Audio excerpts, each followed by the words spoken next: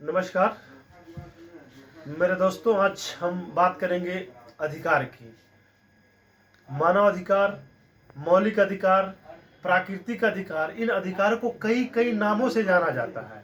लेकिन आज हम भारतीय संविधान में के भाग 3 में जो 12 से लेकर के 35 तक दिए गए हैं, जिनको हम मौलिक अधिकार कहते हैं, मूल अधिकार कहते हैं, हम आप उसके एक एक टॉपिक की विस्तृत में चर्चा करेंगे संविधान की दृष्टि से और नागरिकों के अधिकारों की दृष्टि से। आज उसकी संपूर्ण चर्चा करेंगे।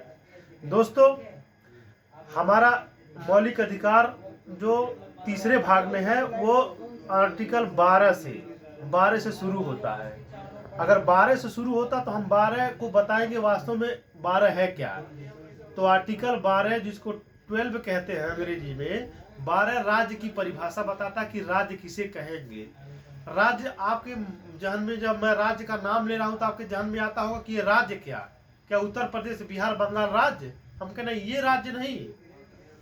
राज्य मतलब अगर फंडामेंटल राइट के आधार पर अगर देखा जाए कि राज्य है क्या चीज, तो राज्य मतलब केंद्रीय विधानमंडल, राज्य का विधानमंडल, केंद्रीय सरकार, राज्य सरकार, स्थानीय प्राधिकारी और अन्य प्राधिकारी।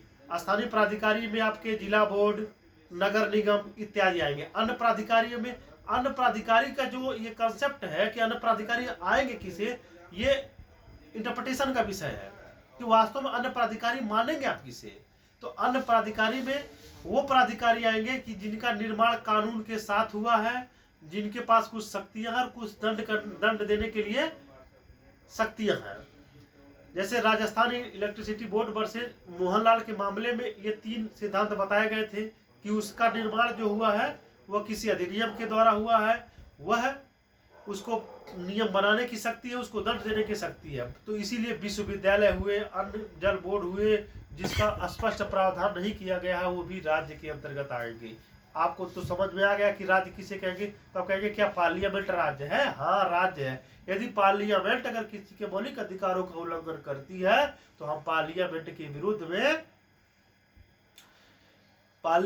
विरुद्ध में हम जाकर के 32 का सहारा लेकर या 226 का सहारा लेकर के हाई कोर्ट में और 32 का सहारा लेकर के सुप्रीम कोर्ट में उसके खिलाफ रिट याचिकाएं दायर कर सकते हैं।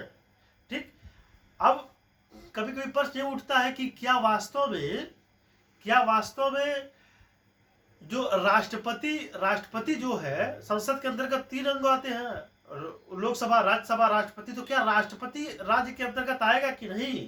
तो यदि अगर सीधे देखा जाए तो राष्ट्रपति राज्य के अंतर्गत नहीं आएगा। लेकिन परंतु आर्टिकल 359(1) के अंतर्गत अगर राष्ट्रपति अगर किसी आपातकाल के दौरान अगर कोई ऐसा आदेश देता है जो व्यक्तियों के मौलिक अधिकारों का उल्लंघन होता है, या जैसे अनुच्छेद 20 और 21 के बारे में आप जानते होंगे कि अगर आपातकालीन के दौरान भी अनुच्छेद 20 और 21 को निलंबित नहीं किया जाता है, अगर ऐसे राष्ट्रपति के ऐसे आदेश से प्रत्यक्ष और परोक्ष रूप से यदि अनुच्छेद 21 और 20 का उल्लंघन होता है तो भी उसको राज्य की कैटेगरी में लाया जाएगा। ठीक। अब दूसरी बात हो कि न्यायपालिका, क्या वास्तव में न्यायपालिका राज्य की कैटेगरी में आएगी कि नहीं आएगी? क्या न्यायपालिका को राज्य माना जाएगा कि नहीं माना जाएगा? अगर साधारणतः देखा जाए तो राज्य न्यायपालिका को राज्य नहीं माना जा सकता, क्योंकि बहुत सारे ऐसे न्यायालय के डिसीजन होते हैं कि कई व्यक्तियों के अधिकारों को उल्लंघन करते हैं। अगर इस प्रकार से अगर न्यायालय के निर्णय को अगर राज्य के अंदर ले आएंगे तो समस्या उत्पन्न हो जाएगी। तो हर निर्णय के अंतर्गत वो मौलिक अधिकारों का अवलंबन लेकर के सारा चला जाएगा। सुप्रीम कोर्ट चले जाएंगे लोग, हाई कोर्ट चले जाएंगे। तो इसीलिए फिलहाल राज्य के श्रेणी में क्या कहते हैं उसको, न्यायालय को रखने की चेष्टा नहीं की जाएगी, नहीं जरूरत है। लेकिन यदि न्यायालय अधिक्षणीय कार्य में ऐसे कोई अगर वह एग्जीक्यूटिव कार्य निर्वहन कर रहा है और उससे अगर किसी व्यक्ति को परेशानी होती है, राइट टू फ्रीडम